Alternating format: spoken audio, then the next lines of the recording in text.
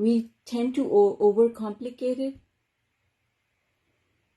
And the first time I heard Abraham say, well, you can have anything you want, I was like, okay, it hasn't worked that way all my life. It has not worked that way. So I want to know what I need to change so that it works this way for me. And what I need to change is my thought. And in order to change my thoughts, first of all, I need to understand what is a thought I should not be thinking. That was the starting point of my personal awareness. I didn't know what I needed to change. I thought I was very positive because I would get knocked down and I would get back up. So I thought I was really strong and really positive. But the point here is, you shouldn't get knocked down. You're not positive because you get up again and again and again and again. You're positive if those kinds of things don't happen to you that make you get up again and again and again. That is what tells you that you are positive. It shouldn't be happening. We didn't come into this life to suffer. We didn't come here to fall and get up again and fall and get up again. If we're falling over and over again, there's something we need to change. And that realization was the beginning of my journey. And then it was like, okay, but I don't even know what I need to change. It's like that thing that we say, I don't know what I don't know. I thought I was doing a really good job because I thought being positive meant when you fall, you get up. I had to change my definition of being positive to start meaning you're not going to fall in the first place.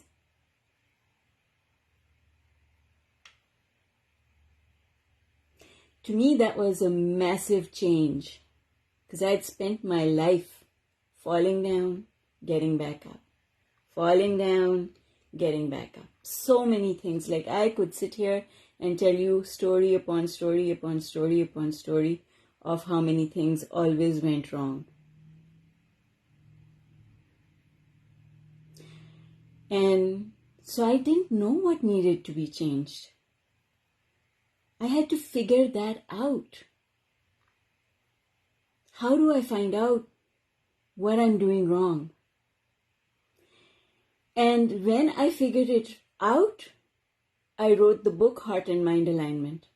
It's a little workbook, and a course. That's how that came about. Because it documents, and I say that to you over and over again, every time I learn something, I write a book. That's why I have so many books. I have a lot of learning to do. And I'm still writing more books.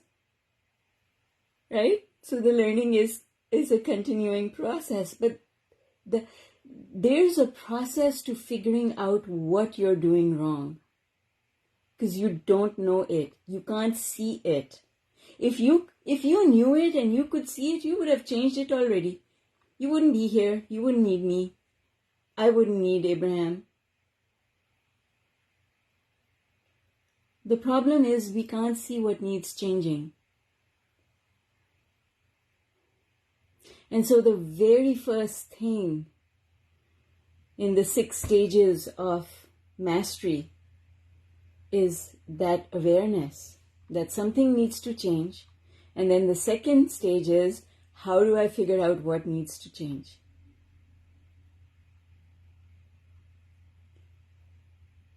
Because we all think that we are... Who in the whole world says, I want bad things to happen? Nobody. When you talk to people, and I've trust me, talk to thousands of people. Everybody says, I want good things to happen, and I thought I was thinking positively about them. Nobody's going to tell you, oh, I'm so negative. And that's because they can't see that they are negative. Everyone here has that one friend who is negative, super negative. Always talking about things going wrong. Try going to them and telling them you're so negative. What do you think they're going to say? Are they going to say, yes, you're so right.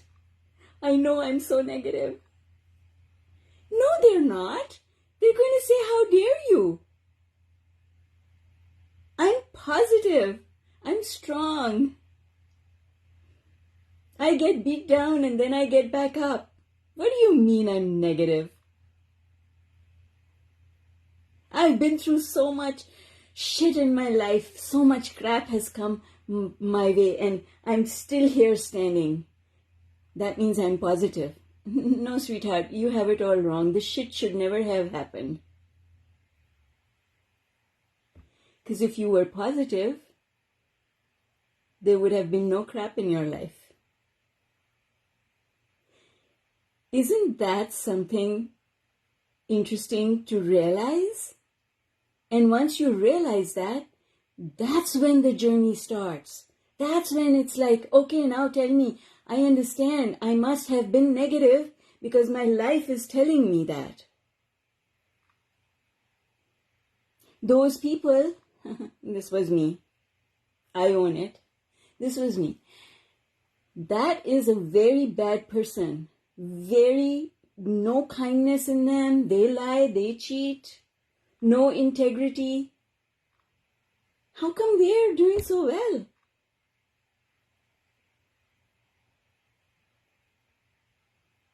Well, because the universe does not give you rewards based on your goodness.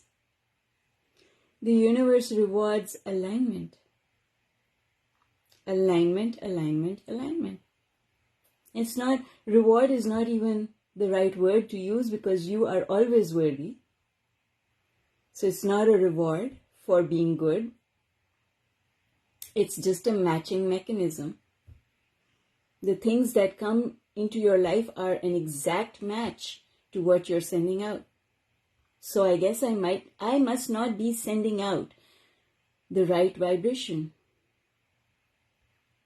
That's why my life does not look the way I want it to look. That realization, when I had that realization, I wanted to go hide somewhere. Seriously. Because not only did I think I was positive, everyone told me I was. Everyone said, oh, you are such a positive person. And you know why they said that? Because their definition of positive was exactly the same as mine. They said I was positive because they said, you're so strong. There's no one I know like you because you always get back up. That thing, that would have floored me if it happened to me. But look at you. You took it standing and you keep walking. So I thought I was doing something right. But I was actually doing something wrong. And understanding that was mind-blowing. It was just like, oh my God, I've been looking at this entire time. I have been looking at this thing absolutely wrong. But I got it. I got it in the end. And this is why I tell people, the first thing I tell people in the heart and mind alignment method is, if there's something you've been wanting and it's been more than a year or 2, and sometimes 10, you are not thinking positively. Because if you were, it doesn't take that long. It does not take that long for the universe to deliver.